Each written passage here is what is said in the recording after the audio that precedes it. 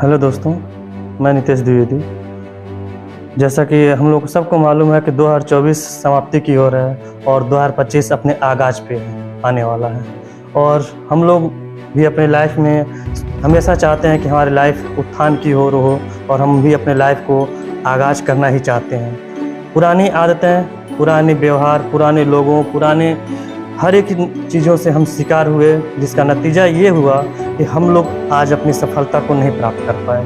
और फिर भी मन में इच्छा है कि हम सफल हों, जीवन में नई ऊंचाइयों को पहुँचें। लेकिन फिर भी ये तो है क्या, तो विपत्तियाँ हमें छोड़ेंगी नहीं, फिर भी हमारे पैर को जकड़ने के लिए हमेशा वो तैयार रहेंगे। तो उन्हीं विपत्तियों से लड़ने के लिए, उन्हीं विपत्तियों से अपने आप को बचाने के लिए मैं कुछ रश्मि रथी, आपको मालूम होगा रामधारी सिंह दिनकर जो हमारे राष्ट्र कवि रहे हैं, उनकी बुक से मैं 4 पोएम आपको सुनाने जा रहा हूँ।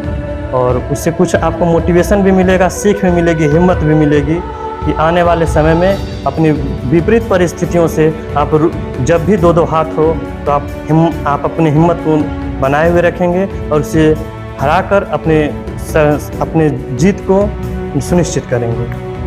लीजिए सुनाते हैं आपको, और उसके भावार्थ को हम आपके सामने कुछ रखेंगे अपने शब्दों में। जैसा रामधारी सिंह दिनकर जी लिखते हैं रश्मि रथी में, सच है विपत्ति जब आती है कायर को ही दहलाती है, सुरमा नहीं विचलित होते, क्षण एक नहीं धीरज खोते, विघ्नों को गले लगाते हैं, कांटों में राह बनाते हैं। यही अभी आपको बता रहे थे कि सच है विपत्ति जब आएगी कायर को ही दहलाएगी।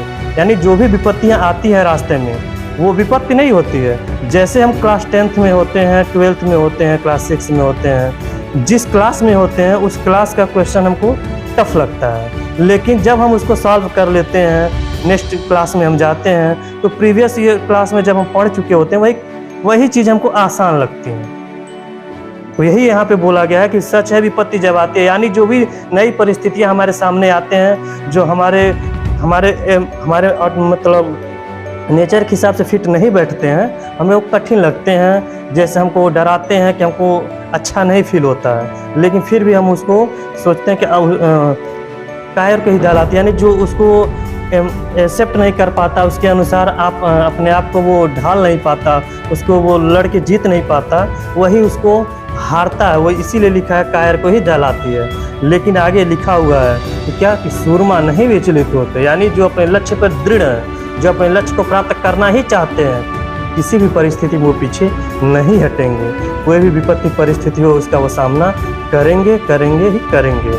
और आगे लिखा है क्षण एक नहीं धीरज खोते, यानी विपरीत परिस्थितियां उन्हें रोकने के लिए, उन्हें तोड़ने के लिए उन्हें बार बार प्रयास करेंगे, लेकिन जो दृढ़ पुरुष होगा, धैर्यवान होगा, अपने कर्म को लगातार करते हुए अपने कार्य पथ पर अग्रसर रहेगा। और आगे लिखा हुआ है विघ्नों को गले लगाते, यानी जो भी विपरीत परिस्थितियां हैं उनके ऊपर हावी होंगी, उनको वो एक्सेप्ट करेगा। आइए, आप हमको जितना आप परेशान करना है परेशान कीजिए, लेकिन आगे लिखते हैं क्या, कांटों में राह बनाते हैं। उसी विपरीत परिस्थितियों में जो इन्हें रोकेंगी, उन्हीं विपरीत परिस्थितियों में ये अपना मार्ग बनाएंगे और उसी सुदृढ़ता के साथ अपने लक्ष्य को वो प्राप्त करेंगे।